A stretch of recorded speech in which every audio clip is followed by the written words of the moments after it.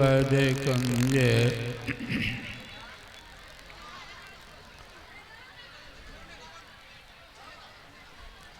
कृपा सिंधु नररूप हरि महामोहतम पुंज जासु वचन रवि कर। थोड़ी देर के लिए अभी संचालक महोदय के कहने से बाजा जो है आवाज़ खूब बुलंद हो गई और वो अभी चलिए रही है आवाज़। थोड़ा सा आवाज़ को थोड़ा बंद कीजिए। ये जो है कार्यक्रम अब समापन की ओर है। मैं विशेष अभी नहीं बोलूँगा। मैं आप लोगों को धन्यवाद देने के लिए ही आया हूँ। आप लोगों का श्रद्धा और प्रेम देख करके ऐसा लगता है यह क्षेत्र अध्यात्ममय हो गया है। श्रद्धा वान लभते ज्ञान है। श्रद्धावान ही ज्ञान को प्राप्त कर सकता है। श्रद्धा नहीं, भाव भक्ति नहीं तो वो ज्ञान को नहीं प्राप्त कर सकता। आप लोगों की उपस्थिति ही बताती है कि सत्संग के प्रति कितनी श्रद्धा है। ये श्रद्धा बरकरार रहे, अवश्य किसी न कभी किसी दिन परमात्मा को प्राप्त करेंगे। इसीलिए भगवान ने कहा कि श्रद्धावान लभते ज्ञान है। श्रद्धावान ही ज्ञान को प्राप्त कर सकता है। तो ज्ञान जो है ब्रह्म ज्ञान या आत्मज्ञान अभी के सत्संग में सार रूप में जो कल से आप सुन रहे हैं, जैसे आप समाचार में सुनते हैं ना, अंत में क्या कहते हैं कि एक बार मुख्य समाचार सुन लीजिए।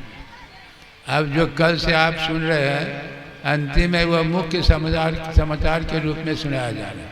जितने महात्मा चंद शब्दों में अपने विचार को रखे तो कहने का विषय तो बहुत गहन है और समय कम है।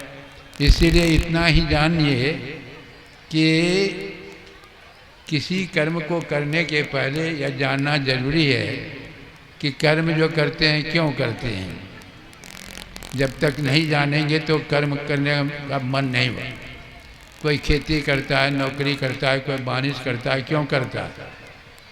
इसलिए करता है कि पैसा नहीं रहेगा, नहीं होगा तो जीवन सुखमय नहीं बीतेगा, इसीलिए नहीं करता है। तो इसीलिए संतों ने कहा कि ये भक्ति जो करेंगे जानना चाहिए कि भक्ति क्यों करें। जब तक नहीं जानेंगे तो भक्ति करने में मन नहीं लगेगा। आप भगवान की वाणी सुन रहे थे, भगवान खुद कहते हैं भक्ति तात अनुपम सुख मूला। देखिए भगवान क्या कह रहे हैं, भक्ति तात अनुपम सुख मूला मिले जो संत हो अनुकूला। मन भक्ति सारे सुखों का जड़ है, बशर्ते कि संत मिल जाएं। देखा देखी भक्ति का से कोई लाभ नहीं है। प्राय जो है देखा देखी भक्ति बहुत प्रचलित है। देख लिया किसी को कुछ करते हुए, लोग जो है उसको हम भेड़िया रसान भक्ति कर। अरे जैसा भगवंत कहते हैं, भगवान राम की आराधना पूजा करते हैं, भगवान कृष्ण की करते हैं, शिव बाबा की करते हैं। अरे जैसा वो कहते हैं वैसा करेंगे तभी आपको लाभ होगा। कहते हैं कुछ और करते हैं अपना मनमानी, नहीं, उससे कुछ लाभ नहीं होता। लाभ नहीं होता।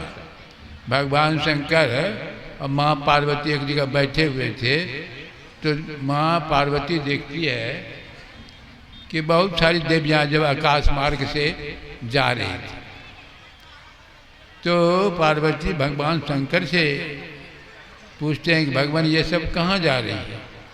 कहा अमुक जगह दिव्य मेला लगा है। दिव्य मेला देवताओं सबका मेला, दिव्य मेला लगा हुआ है, वहीं जा रही है सब। तो पार्वती क्या करती है कि मैं भी जाऊंगी मेला देखने। अरे मेला में क्या एक दूसरे को देखता है, धक्का धुक्का खाने के लिए कहाँ जाएगी। भगवान समझाने लगे, कहा कि नहीं सब जाती है तो मैं भी जाऊंगी। अब तिरियाहट थोड़ा बड़ा खराब होता है। तिरियाहट मैंने पारिवारिक आदमी जानते हैं तिरियाहट कैसा होता है। यदि कह दिया, पत्नी कह दी कि हाँ हमको चाहिए जेवर, यदि नहीं दी तो हट कर बैठती है। हट करने का नतीजा क्या होता है? अंत में जहर खा के मर भी जाता है। अरे जो सही माने में सत्संगी होगी वो तो हट नहीं करती होगी, जनरल लोग तो करती ही है। उसी तरह पार्वती हट कर बैठे कि नहीं सब जाते हैं तो हम भी जाएंगे। कहा ठीक है तुम लोग जाओ, तुम जाओ, लेकिन एक तो भेड़ साथ में लेते जाओ। कहा भेड़ लेकर मैं क्या करूँगी? क्या जाओ न मेला देखने को जाओ, भेड़ साथ में लेते जाओ, मेला के बीच में बांध देना और उसके शरीर से एक चुटकी बाल उखाड़ देना और सिंदूर लगा देना, मेला देखने के लिए चल जाना। वही जो है पार्वती भेड़ लेके जाती है, मेला के बीच में भेड़ को बांध देती है। सारी देवियाँ जो मेला देख रही थी चारों तरफ भेड़ के चारों तरफ घेर करके खड़ी हो गई।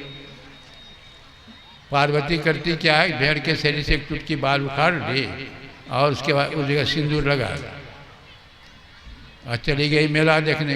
सभी देवियाँ सोचने लगी यह भी कोई पूजा का ढंग है। सभी एक चुटकी बाल उखाड़े सिंदूर लगावे, एक चुटकी बाल उखाड़े सिंदूर लगावे, शरीर का सारा बाल उखड़ गया, सारा शरीर लाल ही लाल। पार्वती जब उधर से आती है तो देखती है कि सारा शरीर लाल ही लाल, बाल एक भी नहीं। भेड़ लेकर के भगवान के पास जाती, भगवान कहते हैं समझ गई? का क्या? का इसी का नाम है भेड़िया दसान भक्त। भेड़िया दसान भक्त इसी का नाम। उस भक्ति से लाभ नहीं है। भगवान राम क्या कह रहे हैं? भगवान राम की वाणी अभी सुने होंगे। भगवान भक्ति शुरू करनी है तो जैसे आप लोग आए ना, ये भक्ति का प्रथम सीढ़ी कहिए। आप लोग आए, प्रथम सीढ़ी पर पहुंच दिए हैं और कथा प्रसंग सुन रहे हैं, यह दूसरी सीढ़ी है। दूसरी कथा रतिमम कथा प्रसंगा, दूसरी सीढ़ी है। अब देखिए एक दो सीढ़ी होते होते गुरुपद पंकज सेवा, चौथी भक्ति अमान, तीसरी भक्ति मम गुनगनवा करें कपड़ते जी गान, चौथी भक्ति भूल जाता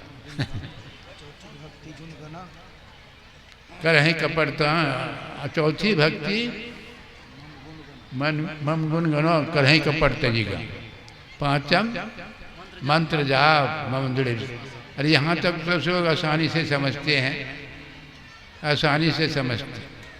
लेकिन एक बात देख लीजिए, माँ पार्वती और भगवान राम दोनों खड़े हैं। आप हम जो जाते हैं भगवान के मंदिर में, भगवान की मूर्ति का नहीं ध्यान करते हैं, पूजा करते हैं, जो भी करते हैं भगवान। अब भगवान वहाँ सामने में खड़े हैं। भगवान ने ऐसा कहा कि सबरी तुम मेरे को दर्शन कर लिया, अब तुमको कुछ करने का जरूरत नहीं है। हम लोग तो मूर्ति का दर्शन करते हैं, अब भगवान तो सामने में खड़े हैं। कहना चाहिए कि अब तुमको कुछ करना नहीं है। यूँ तो सबरी माई पूर्व से ही, पहले से ही भक्ति में पूर्ण हो गई थी। उनके गुरु कौन थे? मातंग ऋषि। उसके संबंध में बहुत सुने होंगे।